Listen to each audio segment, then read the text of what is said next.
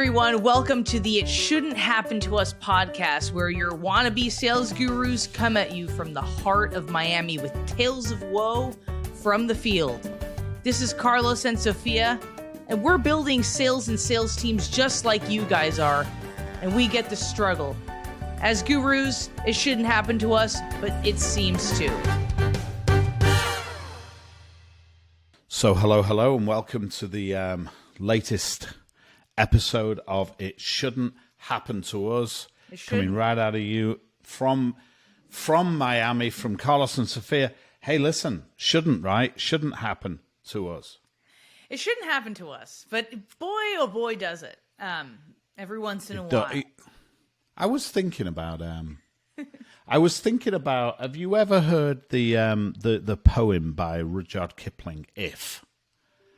Have you ever heard that? I think I've heard you share it before, but yeah, it's just absolute work of genius by Kipling, and there's a line in it that says, if you can meet both triumph and disaster, and treat those two imposters just the same.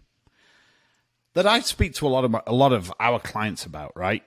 I speak to a lot of our clients about this idea that there's disasters that they face in the world of building a sales team, or in the world of selling in the field. They'll meet a disaster. And you know that disaster, it's an imposter. So today's a disaster, tomorrow's going to be a triumph.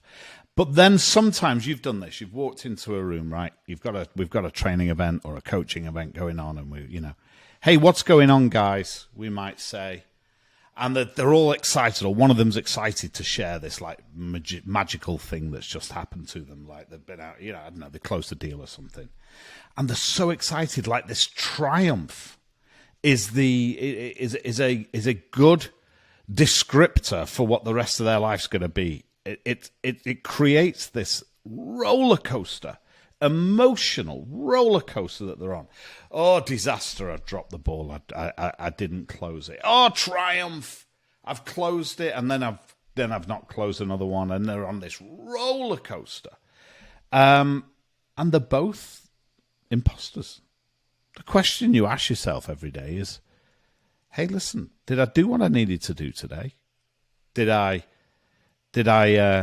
meet my commitments in terms of my behavioral model? Did I do the best I could in terms of structuring conversations with prospects and clients and the marketplace? Did I really structure strong conversations with those? And where could I got better? Where could I be better? There's no such thing as a perfect sales call. You know, it kind of reminds me, Carlos, one of our clients, God, I can't remember. Oh, I know who it is. Don't mention the name. I won't mention the name. He said. Am I going to know from the way you?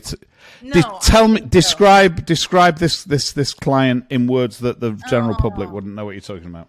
Okay, go on. What did he do? So I what am I going to say? White guy. Yeah. 50s. Yeah. So he said something, I think we were doing like an identity versus role kind of class, about having a good attitude in sales, and how to separate your ego from sales, and how to disconnect, your roles from how you really feel about yourself. And it was a session like that, and he said something that stuck with me because I didn't really understand it at the time, but I think what you just mentioned right now kind of encompassed what he was trying to say, which was like, it's never as good as it seems, and it's never as bad as it seems either. Like in sales, that pendulum can swing so far to the left or to the right. And you put yourself in an emotional roller coaster, and when that starts to affect your self-esteem and self-worth, then whether in a good way or a bad way, either way, it's living attached to outcomes. And it's ego, right? It's ego. I love what Keith Cunningham, that described ego as the anesthetic that dulls the pain of stupidity. So, ego is the anesthetic that dulls the pain of stupidity. It's not my fault. Not my fault. It's not my fault hey boss, not my fault. This is what the prospects are telling me. It's not my fault, boss. It's some externalization. Our pricing's out. Our competitors are doing this. The marketplace is doing that. No one's got any money. Whatever. It's not my fault. Well, that's ego. And you're right. And whenever you're operating from that position of ego, there's triumphs or there's disasters. And the reality is, in sales, you feed your ego or you feed your family. And if you can't do both, you can do one or the other. Even whether it's sales or not sales. Like yesterday, it's funny because we were just talking about this. Like yesterday, for you listeners, I am a sales trainer. Carlos is a sales trainer. We train sessions. And yesterday, it wasn't my greatest performance, and I knew it wasn't, and I felt it shouldn't happen to me because I know it's the trap. But the rest of the day, all I thought about was, man, maybe I really should have, prepared more. Maybe I should have refreshed. I let it take me down a non-productive rabbit hole because then I spent the rest of the day feeling bad about myself instead of getting stuff done that I needed to get done. So that pendulum. Well, let me tell you, I was in that session, as were 40 clients that were in that session. I even went to the lessons learned sheet to see the ratings. Oh, for goodness sake. The scorecard, Sophia, is in the bank. The scorecard's in the bank. And I was in that session. It was an absolutely wonderful session. I know somebody that was in that session, a personal friend who was in that session. Yeah. And she came to me afterwards and said, what a rock star session. And there were, 40 clients in there. All learned some fantastic stuff. And there's you second-guessing yourself like a crazy person. I know. One bad session. I know I had... It wasn't bad. It wasn't bad. Okay, well, it wasn't my usual, and it was because it's a topic that, okay, here's the thing. It's a sales topic that I actually don't think that I'm the best at, which I should be because I'm a wannabe sales guru. It's a topic shouldn't that happen I don't to think us. Yeah. Right. The topic was not my favorite topic, and I don't know. Anyways, I know I had I love that topic. I know. What topic don't you love? You love every topic. I love all the topics. I know. Well, but there's got to be one that you don't love. I really love all that. Well, here's the thing. Here's my this is my ethos here. This is my sort of my philosophy. Mm-hmm. If I don't do it, I don't teach our clients to do it. Right. I have to do it, or it has to be something that's a very sort of a topic that only works in the microcosm of their world, and so I wouldn't do it anyway, which is very rare.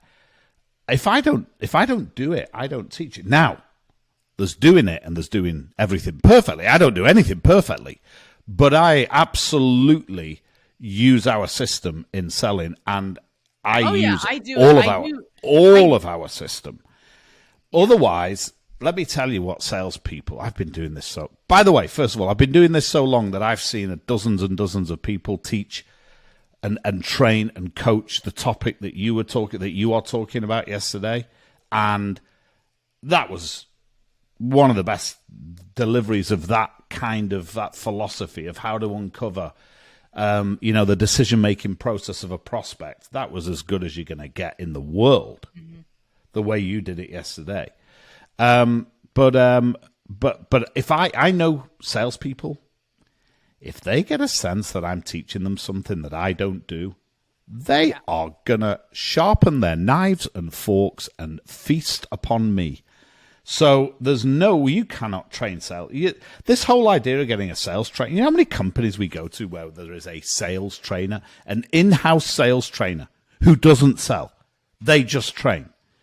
Well, that's okay for technical things, but the skills of sales, the salesmanship, the triumphs and disasters of sales, if you're not living that every day like you and I are, if you're not taking the bruises every day like you and I are, there is no way a seasoned sales team is going to listen to a sales trainer if they're not out in the marketplace also taking the bumps and the bruises and the knocks, in my experience. And if they do, they're probably such an inexperienced, sort of wide-eyed sales team that that you've then got to consider your your recruitment practices, because as a seasoned sales team, you need to stand in front of them with some kind of some kind of conviction, with some war stories, some stuff that happens. Like, how much stuff disasters? Well, how many times? You've got to get the struggle. Yeah. I mean, how many times when I'm uncovering a prospect's decision-making process, they really don't give you the truth, the whole truth, and nothing but the truth. And how often does the person... Welcome to sales. How often does the person you're speaking to, quite honestly, not even really know how decisions get made around those parts?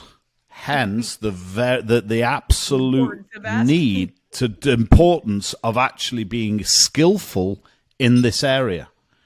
Number one, they don't want to tell you the truth, and number two, they don't even know the truth. That's why they don't even know how they're going to do it. And so that is why there is this, that is why you've got to be skillful in this area, being the architect of a conversation, which not only helps you in the sales seat discover and uncover the decision-making process, but equally helps the decision-maker uncover their own decision-making process, right? So, I just think what you did, rock star stuff. There were 40 people there, rock star. You know what? Feedback is the breakfast of champions. Feedback is the breakfast of champions. And like Miles Davis, jazz musician, Miles Davis says, every minute, every hour, every day, we're getting better. Perfectly in progress, Sophia. Perfectly in process. I know I was stressed. I know I had a not bad day, but like you said, the pendulum. Something bad happens. Oh my God, I suck. Something great happens. I'm a freaking badass, right? I know I had like a kind of wonky day today because I have chocolate bunny grams that I must have stress ate yesterday, fistfuls of graham crackers. Yeah, is there like a graham cracker meter that how good your day's good, how good your ego's feeling by the number of times you go for the graham crackers? Right. Yeah. You know they don't have graham crackers in England. Oh, they certainly didn't when I left England. I imagine they may have come over in the last 12 years. Gotta be. I'd never seen them before I came to. Nothing's and this really whole thing, American. s'mores, I'd never even heard of s'mores, but I've seen them on movies, but Nothing's really American except for like hot dogs and. So your disaster was. Okay. Actually, I don't think hot dogs are American. They're probably not American. Hot dogs German. Wiener Schnitzel. No, isn't it Frankenfurters or whatever? Or was that the character in the Rocky Horror Picture Show, Frankenfurter? This is a hot dog podcast. Welcome to our hot dog podcast. Okay, so my name's Carlos. I like hot dogs. Okay. What was it that Kennedy said? Kennedy stood in front of. There's this guy. I'm going to butcher this story, but Kennedy stood in front of the German people in Munich when his first visit to Munich. And he said something like "Ich ein Berliner." He was trying to. Someone had taught him how to say "I am a Berliner. I'm from Berlin, in Berlin." And the crowd burst into laughter because what it actually translates to is "I am a hot dog." He's like whatever the German for "I am und Berliner." That better be the name of this episode. I am a hot dog. What a fantastic name! I hope we should call this "I am a hot dog." Let me tell you my disaster. Disaster for the. Tell me. So, do you know I was talking at two clients I've trained already this week. Sorry, today. So today, I had one of those days where it's now only what time is it? I suppose it's 1 o'clock, 2 o'clock. So you have 3 more. But I've done 2 sessions already. And I have actually got 3 more. And in both sessions, this topic came up. CRM. Now, I made a very bold statement both times, which I completely, agree with the statement I made. My statement was, Guys, none of you like it. No salesperson in the world likes using a CRM, or very rarely do you find that gem of a person that just loves how organized it makes them. But one thing's for absolute certain. If you use your CRM next year diligently, you will make more money. Now, that was before the comment section to our podcast and YouTube channel goes wild. That was very much in the context of these two particular clients that I was talking to. I don't know in your world whether that statement does make sense or not. But in the case of these two clients, it absolutely does. These two client groups, it absolutely does. And I made that very bold statement. You could do everything else in your life the same. You could develop no additional skills. You could try no harder. But if you just changed one thing and used your CRM, you will make more money next year. And I left it at that. I thought it was quite provocative. It really left them with a sort of a quizzical, thoughtful look in the mind. And as I was driving away from that particular client, feeling like a rock star, it occurred to me how terribly I've been using our CRM recently. Just, what a hypocrite to stand in front of these people and say that they would make more money if they used their CRM right and feel all proud of myself, when the reality is I go through these waves of like being really diligent for 2 days and then getting busy, like too busy to go to the gym, too busy to use the CRM, getting busy. I also and Carlos, I just I think disaster my CRM at the moment. Also, as working together for some years now and being friends, I think you have head trash about not being great at our CRM, and I think you're actually pretty good, and I think you're better than most of the people in the network, but I don't think you give yourself enough credit. Like, I think you, and besides our CRM, I don't know if we want to mention the name of our CRM, but I find it to be quite intuitive. It's fabulous. It's absolutely wonderful, our CRM. It's You know how to HubSpot. work the Hey, guys, dashboard. if you're out there and you want to know what our first go-to recommendation is, it's HubSpot. HubSpot. I think HubSpot is absolutely magic. It isn't as... there are many good CRMs, Oh, yeah. but I think HubSpot is just the business. Now, it's only as good as the garbage you put into it. And I've just found that I go through these fits and starts of putting garbage in and getting garbage out. And like, if you looked at my pipeline now, what you're really going to be looking at, Sfig, have a look at my pipeline when we finish recording. What you're really looking at is what my pipeline looked like 2 weeks ago. So it's like, the light you see from the stars isn't really, you like looking back in time. Have you ever seen the scientists tell you that when you look at the stars, really what you're looking at is that star like 200 million years ago, because it's taken 200 million light years to get to us. So looking at my CRM is you get in your TARDIS, you go back in time, and what you're really looking at is my pipeline 2 weeks ago. In the past 2 weeks, this thing's changed and that thing's changed, and something new's come in and something's fallen out and something's closed, and it's all in my head. Oh, fantastically in my head. I've even got it scribbled on bits of card and paper all around me. And I've had on my magic to-do list, my power list every day, I've had written down pipeline. I wish I could. It's over there. I'd show you. It's been on my list. Clean my pipeline up, but I've got to find an hour. Find an hour when, I haven't got the world crashing down around me. How did I let myself get to that point, Sophia? Well, I think salespeople also don't see that quick benefit to it. Like, yes, if whoever's listening right now, if you commit to using your CRM for 2023, you're going to come out the other side having earned more money. 100%. Just more money. But because that reward is so far away in the distance, it feels far away from the commission check. Also, I get it. Sometimes updating some sales calls are one call close, and it's like, do I put that in the pipeline? But, I think people have questions about what do I actually put in there? What don't I log in there? And the answer is everything. right? So I think it has to do with It how, blows your data if you don't put it in there, by the way, guys. Yeah. Put the info in your CRM for crying out loud. And if you've got something that travels 3 steps in one meeting, then actually physically take it through the 3 steps. Otherwise, you just turn your data pool into a cesspool. Actually move it 3 times so it's gone through the 3 steps in one call. Move it, leave it there, move it again, because that now you've got great data. And if you've got great data, I mean, nobody likes analysis paralysis for sure, but if you've got great data, you can actually make decisions and you can actually plan your time, planning. But you're right, salespeople, they like the quick fix, the quick hit, the endorphin rush, the sugar high.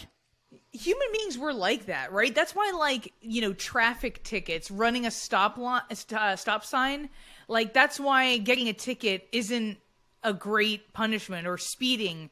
Getting a ticket, you don't get a ticket every single time you speed.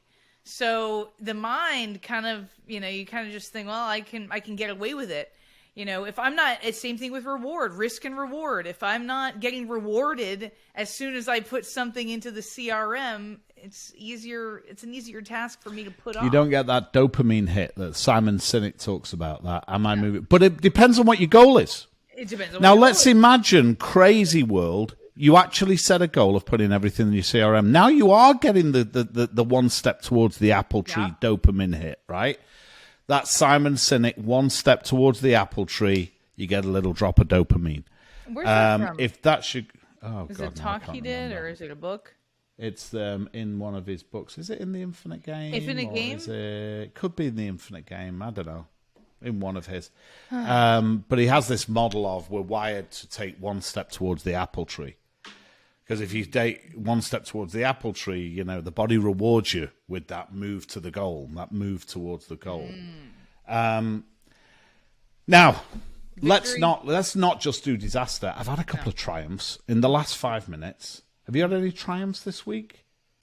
Yeah, I had some. Give us one. Give us 1, 3. Oh, I'll do mine. Okay. Yeah. So this was magic, right? I was actually on Friday last week. I was training a non-sales team. They were a customer service team, a customer delivery team. And I don't know, the boss loves what we do with the sales team, so he invited me in to work a day with and we did a day of coaching and training with this team of people who aren't salespeople, and trying to instill in them a little some of the magic that we do with the sales team in terms of being an architect of a conversation that creates a great outcome. I mean, hey, that's every profession, right? Not just sales. Be the architect of a conversation that creates a great outcome. So I was working with this delivery team, this customer service team. It's an operational team. It's not but they do speak to customers like all the time, all day. They're speaking to customers, and I was doing a session with them, and I laid on them some pretty advanced. It's pretty advanced topics considering it's the first time they've seen them. And I was thinking, hopefully over time they're going to sort of, with reinforcement, they're going to adopt some of this. And but it was tough stuff. Anyway, I did a day with them, and then I did a couple of hours the following day. It was Saturday. On Saturday morning, I went and spent a couple of hours with them just to practice situational simulation, what we'd learnt the day before.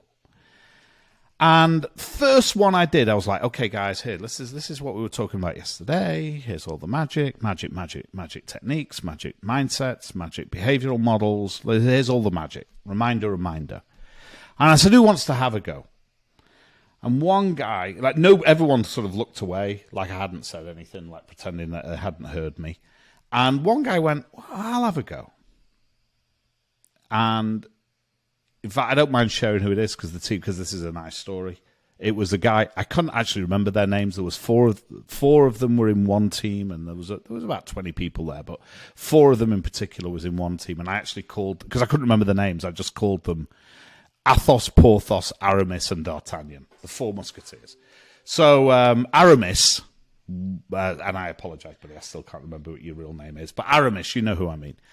Aramis said, I'll have a go. So I said, okay, go for it. I'll play customer. And I said, ring, ring. I picked up the phone. Hey, Carlos here. And he delivered impossibly the best first attempt I had ever heard. From a guy who was the first time he heard it was the day before. It was a structured conversation. It had like an agenda. He gave it in a very conversational tone. He spoke with such He absolutely owned it. He put it, his tonality was spectacular. His conversational style was endearing. The structure he put into it was amazing.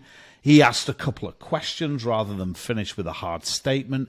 I mean, it was a work of beauty. I was legitimately stunned. I had a little tear in my eye. I was like, I cannot. But because I was expecting nobody to have really been paying much attention the day before. There was a tear in my eye. I said, oh my God, Aramis, how the hell did you just do that? And he said, this was the magic. He said, I've been practicing all night. Friday night. Oh my God. Friday night, when everybody else in his world is probably out at a bar somewhere, he's in front of the mirror. He was practicing in front of the mirror. Practicing all night. I mean, God, Aramis, Bless you him. are a rock star. Eternally respectful. Just eternal respect for you. So that was my triumph of the week. That honestly made me feel like a bit of a rock star because I am. But the reality is the rock star of that story, the star of that story was Aramis. Aramis, amazing. Okay, last 3 minutes, your triumph. Wow. You know what? It just speaks to practice makes permanent. Practice makes permanent. And yeah. Talent is overrated and practice makes permanent. Yeah. Period. My victory is I managed to, I prospect candidates every day. I send emails every day. I make phone calls every day looking for candidates. And finally, one fell on my doorstep. Now, Is this the one we met yesterday? Yes. Okay. Now, while she was certainly not a fit, no. You know what? Recruitment is prospecting. It is prospecting. And to be honest with you, I don't even really know how she ended up on my doorstep. And I don't even really know if it was it was part of my email campaign. Not a fit. She was not a fit. Not. But hey, that is a triumph because we're disqualified, right? We disqualified. But it speaks to, hey, you know what? If you got to let people know you're recruiting. You got to let people know what you're looking for. You got to ask. And hey, a lot of the introductions we get, a handful of them are not going to be a fit. But so long as we're asking, we will receive. Now it's our job to sift through to find the gold. But there's gold in them there hills. There's gold in them there hills, right? There is gold out there. Yeah. But we hire slow, we fire fast, and we make sure it's a good fit. Get the right people on the bus. In the Jim Collins analogy, I think that's a Jim Collins analogy. Get the right people on the bus, put the right processes in place, and you can bet on the outcome. You can absolutely bet them. But that person that we interviewed yesterday is not a fit, as you know. Hey, tell me, how did she phone before we met her on the Zoom? She was talking all about our company. She talked about my LinkedIn. She talked to me about, she really came across like she did her research on me, that I've heard great things about you. You're a rock star. And of course, I'm a high influencer, so if she's blowing smoke up my rear end, then I'm loving it, right? So maybe that's why I liked it so much. She was she was building rapport with me like no other. Yeah. She gave good phone. She gave good phone. She was like, "Oh, I'm part of this she's part of this Tony Robbins Platinum Network." Okay. And, anyways, she's part of this network. Bleep this out. And she's like, I have tons of contacts down there. And I'm thinking, great, because I've hired someone in the past that has no contacts. And I thought that, made it difficult for them to have some quick wins. So I thought to myself, damn, well, this person is But then there's salespeople, and isn't that what everyone says in the interview, that I'm so connected to this person and that person and this. The best sales call most salespeople do is the one where they land the job. Right, you know, what is it? What is it we always say? They in the interview they look like Robert Redford, and then after 3 months in the role, they start looking like Rodney Dangerfield. And only I in this conversation is old enough to know who Robert Redford or Rodney Dangerfield are. But okay, well, listen, triumphs and disasters. Yeah. Triumphs and disasters. Treat those two imposters just the same. Any words of wisdom to wrap us up, Sophia? Inspect what you expect. Ooh, in interviewing, I love that, and I think I just would. I think I'd like to just leave the leave everybody with the reminder that in sales you can feed your ego or you can feed your family, but you cannot do both at the same time. The scorecard of sales is in the bank, guys. Great to see you, and I look forward to the next podcast. It's goodbye from Sophia.